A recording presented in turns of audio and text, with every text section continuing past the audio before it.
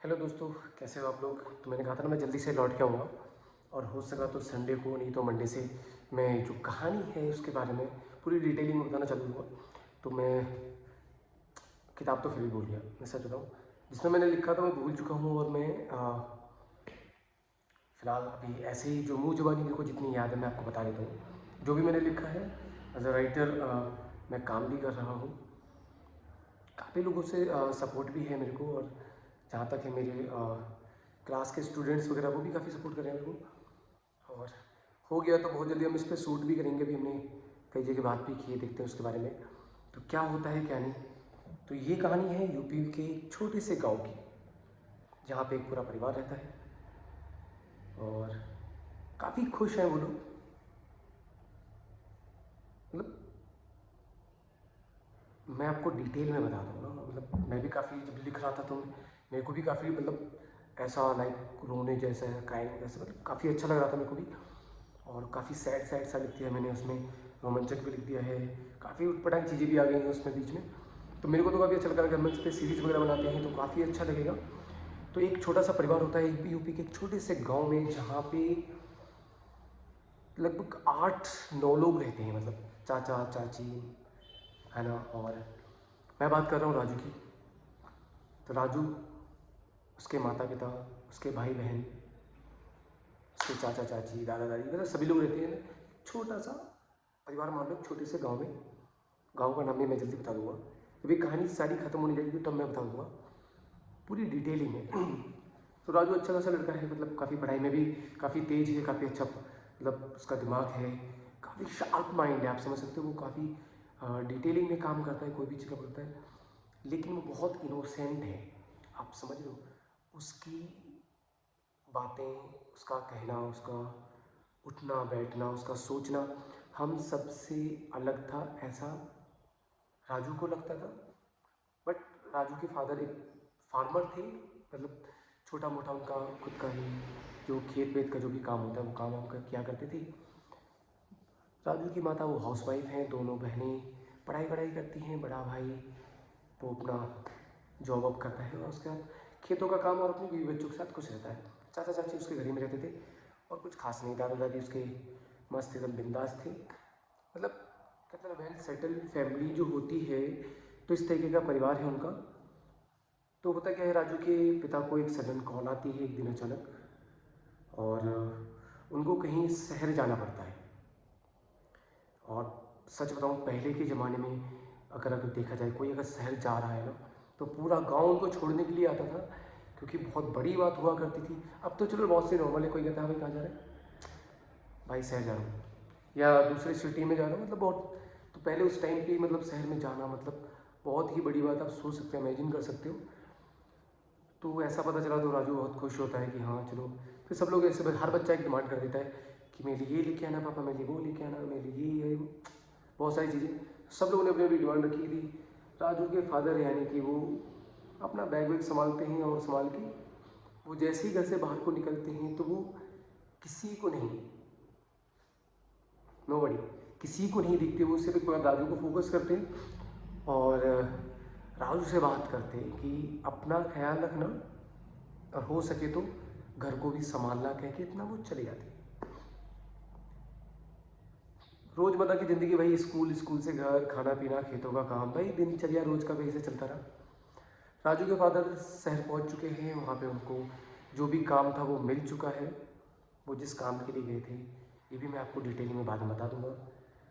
काफ़ी समय हो गया, कोई फ़ोन नहीं, कोई कुछ नहीं, कोई खत नहीं, क्योंकि उस ज़माने में फ़ोन नहीं हुआ करते थे, खत होते थे। तो कोई मतलब जाहिर सी बात है, जब जहाँ सामने वाला बंदा कोई जा रहा है और उसके बारे में कोई खबर ना हो, कोई बातचीत ना हो, तो दिल में एक अजीब सा डर, एक अजीब सा एहसास, एक अजीब सा पागलपन घर बना लेता है। ठीक था, वो शहर में थे, उन्होंने काफ़ी समय काम किया, कोई खोज खबर नहीं, कोई दुआ सलाम नहीं, कोई हाय हेलो नहीं। और फिर अचानक मतलब कुछ समय के बाद राजू के पापा वापस आ जाते हैं, जैसे गए थे वैसे ठीक ठाक वापस आ गए। आने के बाद वो सभी बच्चों के लिए कुछ ना कुछ लेके आ गए। फिर उन्होंने डिसाइड किया कि गांव का जो वातावरण है, गांव के जो लोग हैं, जो व्यवहार है, तो क्यों ना वहाँ से थोड़ा सा अलग हो जाए और अपने परिवार को लेके हम हम शहर चले जाते हैं। तो वही ठीक भी था, पिता के होने, पिता है मतलब उनके नाते मतलब बड़े हैं, तो उनके होने के नाते मतलब उन्होंने जो डिसीजन लिया वो बहुत काफ़ी अच्छा है। और वो वहाँ से अपनी पूरी फैमिली को लेके और चले जाते। उस समय कुछ बहुत बड़ा साधन नहीं होता था गाड़ी का, या तो पैदल जाते थे या फिर आप लोगों ने अगर सुना होगा तो बैलगाड़ी होती थी या तांगा होता था, लाइक आगे घोड़ा या घोड़ी होती थी, तांगे पे बैठ के जाते थे। तो वो लोग सबके सब ने तांगे पे बैठ के मतलब किराए पे लिया होगा, मतलब रेंट पे उस टाइम पे क्या है, 1 पैसा 2 पैसा 50 पैसे में सारा कुछ हो जाता था। काफ़ी सस्ता था उस समय, हर चीज़ सस्ती होती थी। अभी का दौर बहुत महंगा है, और सब जगह कोई भी चीज़ खरीदने जाओ तो पहले ही 10 बार सोचना पड़ता है कि ये खरीदना है कि नहीं खरीदना है। फिर मन मार के, उस टाइम में मन नहीं मारना पड़ता था, अगर आपके पास 10 रुपये होते थे तो आप बहुत कुछ कर लेते थे। तो फाइनली हम आते हैं मंदिर भी। तो राजू के पिताजी पूरे परिवार को लेकर तांगे में बैठ के वो सीधे शहर की तरफ निकल जाते हैं। शहर में पहुंचने के बाद एक छोटा सा घर लेते हैं, जिसका किराया मतलब बताऊंगा तो आप भी बहुत चौंक जाओगे।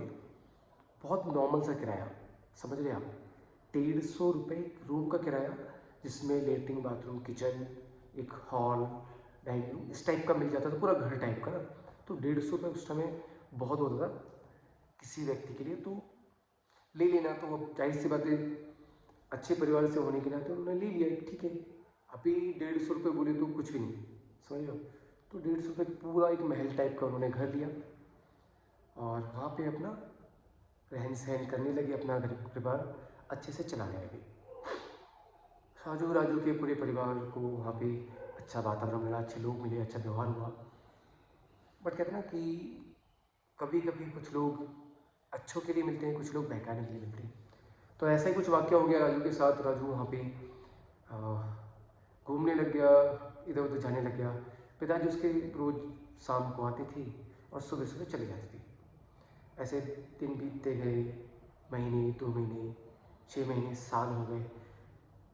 फिर राजू की मम्मी राजू के लिए काफ़ी चिंतित थी। जाहिर सी बात है, माँ है तो वो सोचेंगी भी कि मेरा बेटा कभी किसी गलत रास्ते में चला जाए, गलत फंस ना जाए या गलत हो ना जाए।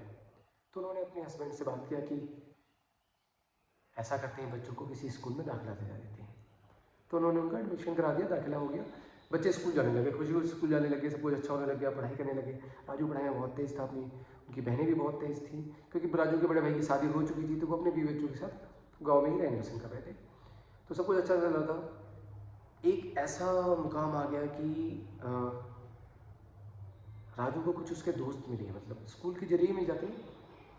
तो उन्होंने राजू को गलत रास्ते पे डालना चालू किया, और वो ना समझ ना उसको कुछ समझ में नहीं आ रहा था कि कैसे निकला जाए और कैसे इस चीज़ से बचा जाए। अब बच्चों का दिमाग, बालक बुद्धि, तो उसको भी खेलना कूदना घूमना फिरना ये ज़्यादा अच्छा लग रहा था। और उसको पढ़ाई से पता नहीं क्यों वो धीरे धीरे पीछे भागने लग गया था, क्यों भागने लगा था पता नहीं। फिर राजू ने पढ़ाई छोड़ी और वो गलत रास्ते पे चला गया।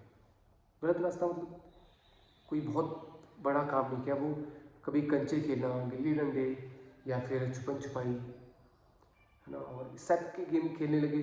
फिर उसका एक ऐसा दोस्त बना, पीयूष करके कोई था, मेरे को भी पूरा नाम याद नहीं आ रहा, मैंने पीयूष ही नाम लिखा था। तो उसने उसको चोरी चकारी भी सिखा दी। उसने चोरी करना चालू किया, काफ़ी बार पकड़ा गया, वापस आया, पिटाई पड़ी उसकी, घर में भी मार पड़ी, स्कूल छूट गया। अब क्या करें, महीनों महीनों तक घर ही बैठे रहना, घर से बाहर ना निकलना, बहुत सारी ऐसी चीज़ें होने लगी। उसको लगा कि सब कुछ ख़त्म हो गया। फिर उसके बड़े भाई को पता चला, तो वो भी अपने परिवार को लेके फाइनली शहर आ गए। शहर में आने के बाद उन्होंने अपने भाई को अपने साथ ही किसी कंपनी में बात की और वहाँ पे अपने साथ काम पे लगा लिया। अब दोनों लोग काम पे जाने लगे, सब कुछ अच्छा चलने लगा।